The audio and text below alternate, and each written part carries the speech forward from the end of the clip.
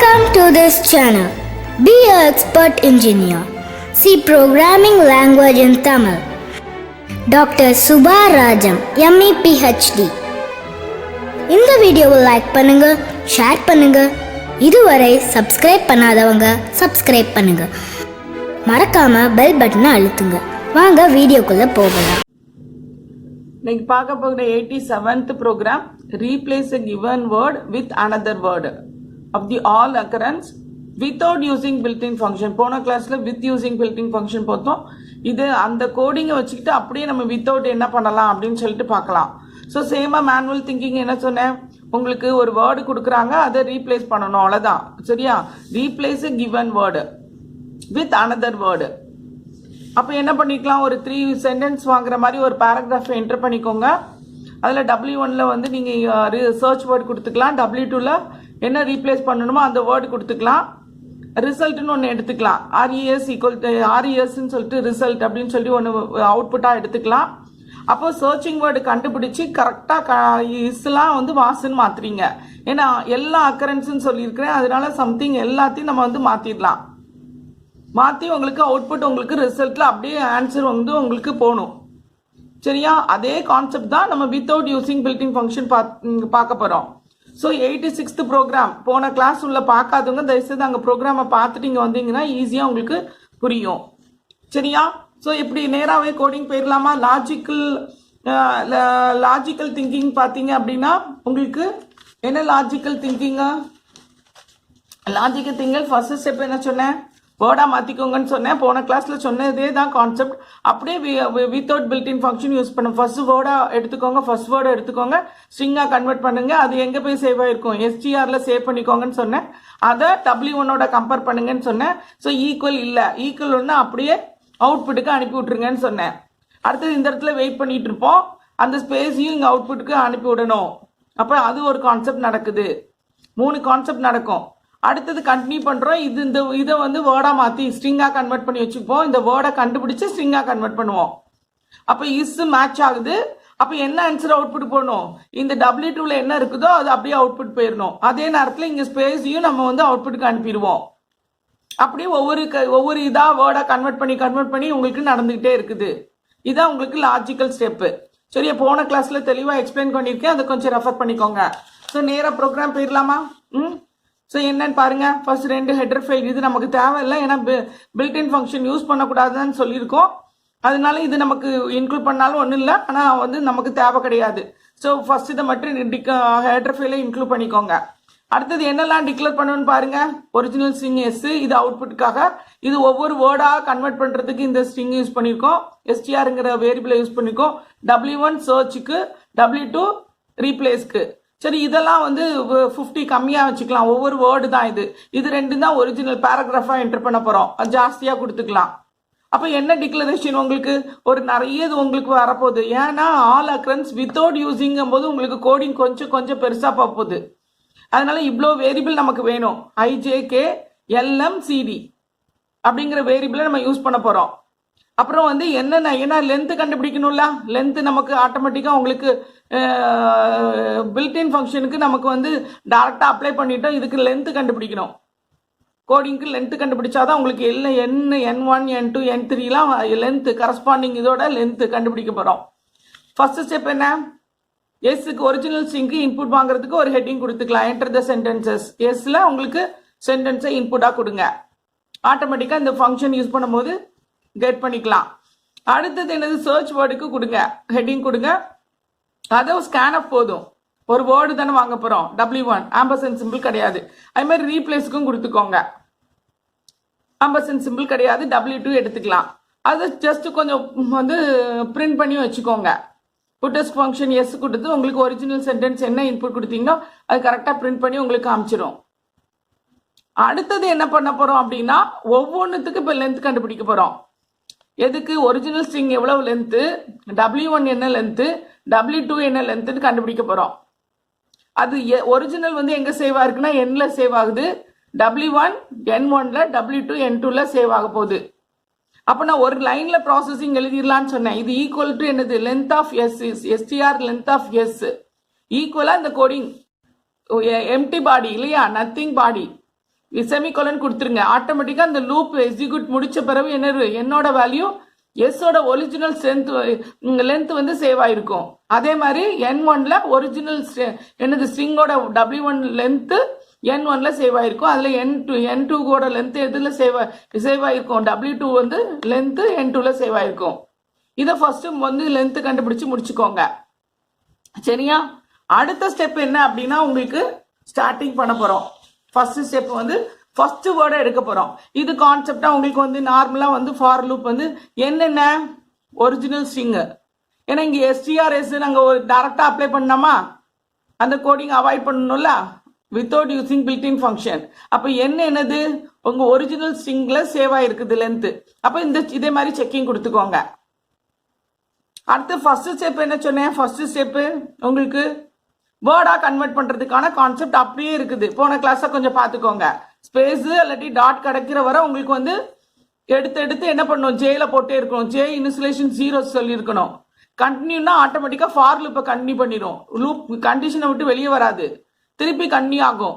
அப்படியே வந்து உங்களுக்கு வேர்டு கிடைக்கிற வரை உங்களுக்கு இந்த ப்ராசஸிங் நடந்துட்டே இருக்கும். அந்த வேர்டு கிடைச்சோன்னா வெளியே வரும், அது ஸ்ட்ரிங்கா கன்வெர்ட் பண்ணிக்கிறது. இந்த ஆன்சரை வந்து ஸ்ட்ரிங்கா கன்வெர்ட் பண்ணி வச்சுக்கோம். அடுத்த ப்ராசஸ்க்காக J=0 வந்து மறந்துடாம போட்டுக்கணும்னு சொன்னேன். இல்லைன்னா கன்னியூட்டி கொடுத்துரும், தப்பா ஆன்சர் வந்துடும்.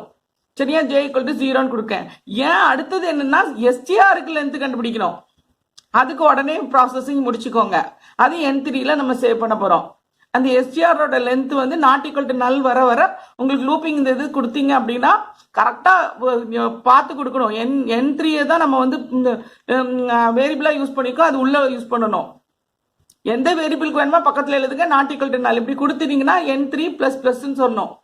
அப்ப இந்த லூப்பிங் முடிஞ்ச உடனே லென்த் உங்களுக்கு எதுல இருக்கும், STRோட லென்த் N3ல இருக்கும். அப்போ இந்த ஃபர்ஸ்ட் ஸ்டெப் முடிஞ்சிச்சு. இப்ப அடுத்த ஸ்டெப் என்ன, நம்ம கம்பேர் பண்ணணும். அப்படிதானே? ஸ்ட்ரிங் கம்பேர் பண்ணணும். அடுத்த ஸ்டெப் ஃபர்ஸ்ட் வேர்டு கன்வெர்ட் பண்ணியாச்சு. கொஞ்சம் போன ப்ரோக்ராம் அந்த 3 ஸ்டெப்பையும் பார்த்துக்கோங்க. ஃபர்ஸ்ட் வேர்டு கன்வெர்ட் பண்ணி ஸ்ட்ரிங்கா கன்வெர்ட் பண்ணி வச்சுக்கிட்டோம். அடுத்தது ஸ்ட்ரிங் கம்பேர் பண்ணோம். STRோட W1 கம்பேர் பண்ணோம் இல்லையா? W1 கம்பேர் பண்ணோம். சேமா இருந்துச்சுன்னா அந்த ரீப்ளேஸோட வேர்டு வந்து ரிசல்ட்டுக்கு போகணும்னு சொன்னோம். அப்ப இது வந்து அந்த இடத்துல நம்ம ப்ராசஸ் நம்ம பண்ண போறோம்.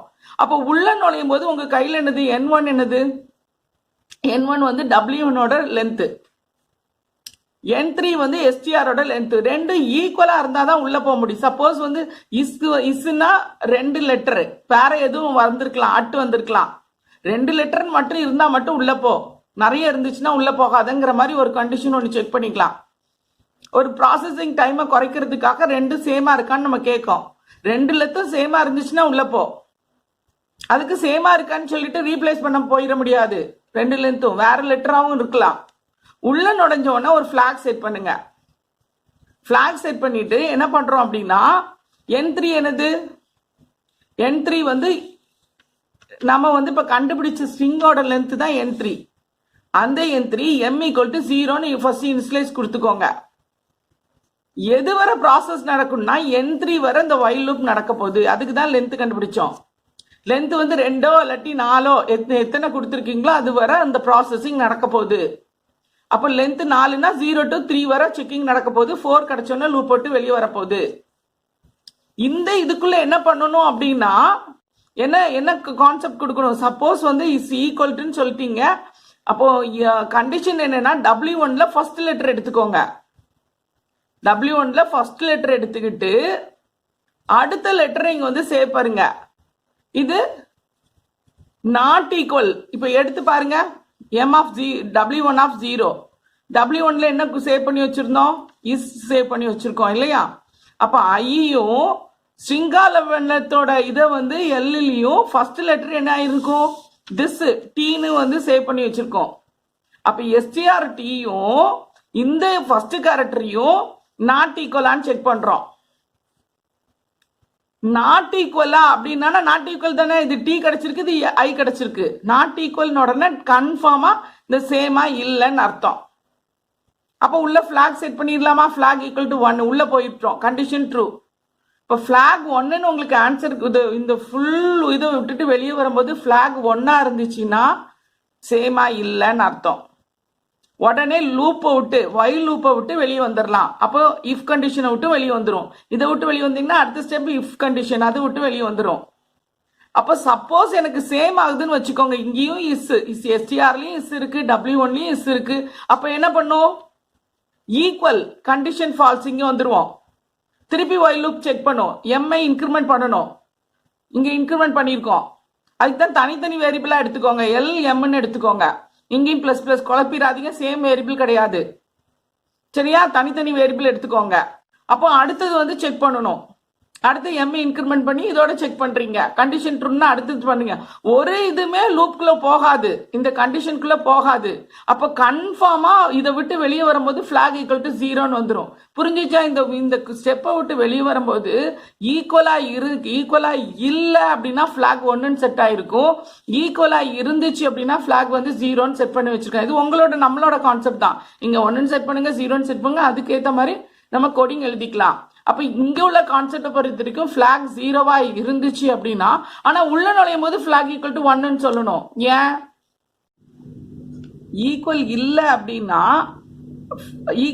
உள்ள நுழையும் போதே ஈக்குவல் இல்லைன்னா பிளாக் வந்து என்னது கன்ஃபார்மா இங்க என்ன செட் பண்ணோம், பிளாக் ஈக்குவல் டு 1ன்னா ரெண்டும் ஈக்குவல் கிடையாது.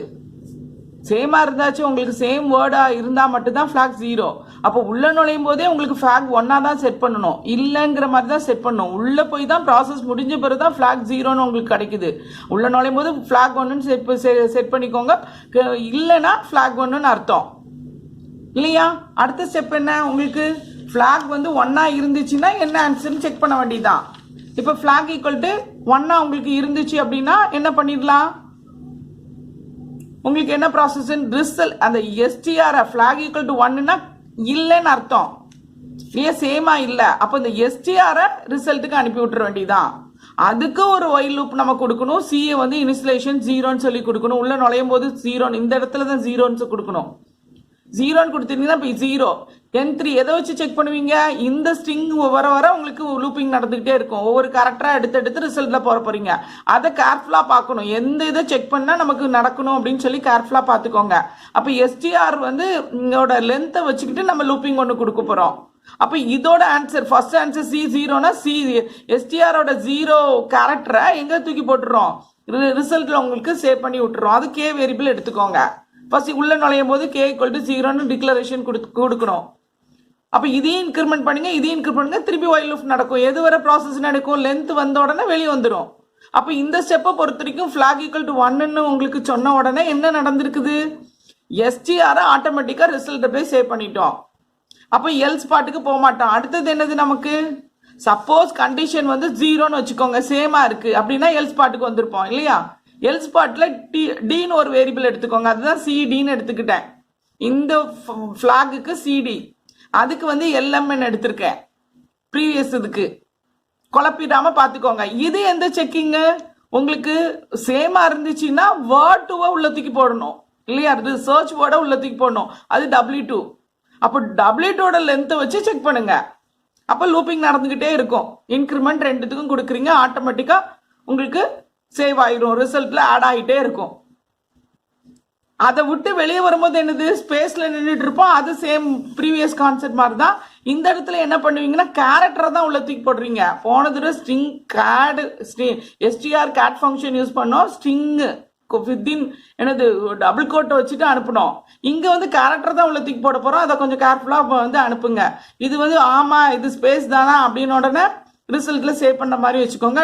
கண்டிஷன் ஃபால்ஸ்னா டாட்டா தூக்கி உள்ள தூக்கி போட்டுருங்க சரியா. புல் ஸ்டாப் உங்களுக்கு வந்து உள்ள போயிடும். இப்படி உங்களுக்கு ப்ராசஸ் நடக்க போகுது. புரிஞ்சிச்சா? நம்ம வித்தவுட் யூசிங்க்கு எப்படி கான்செப்ட் நம்மளாவே ஆட்டோமேட்டிக்கா அந்த கோடிங்க எழுதி செக் பண்றோம். அப்ப இந்த லூப்பை விட்டு வெளியே வரும்போது உங்களுக்கு என்னது கண்டிஷன், எப்படி இந்த பிரேஸ்னா உங்களுக்கு என்னது, இந்த ஃபார் லூப்போட பிரேஸ் இது, இதோட இதுதான் இது. அவ்வளோத்தையும் லூப்பிங் வந்து உங்களுக்கு செக்கிங் நடக்குது இல்லையா. இங்க இருக்குது ஃபுல் கோடிங் எக்ஸிக்யூட் ஆகுது ஃபார் லூப்ல ஸ்டார்டிங்ல இருந்து.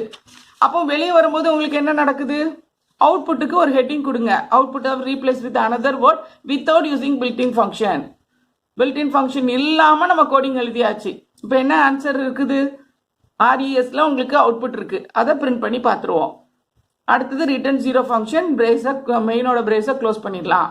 அப்போ அதே இதுதான் உங்களுக்கு அந்த கான்செப்டை பில்டின் ஃபங்க்ஷனை கான்செப்டை வச்சுக்கிட்டு இதை கன்வெர்ட் பண்ணுறதுக்கு பாருங்க. இதுவும் ஒரு 3 ஸ்டெப் தான் நடக்குது. இது ஒரு ஃபுல்லாக ஒரு ஸ்டெப்பு. சரியா? ஆன்சர் கிடைச்ச பிறகு ஒரு ஸ்டெப்பு, ஸ்பேஸுக்கு டாட்டும் இன்க்ளூட் பண்ணுறதுக்கு ஒரு ஸ்டெப்பு, அதுக்கு முன்னால் என்ன பண்ணியிருக்கோம், ஸ்ட்ரிங்காக கன்வெர்ட் பண்ணுறதுக்கு ஒரு ஸ்டெப்பு.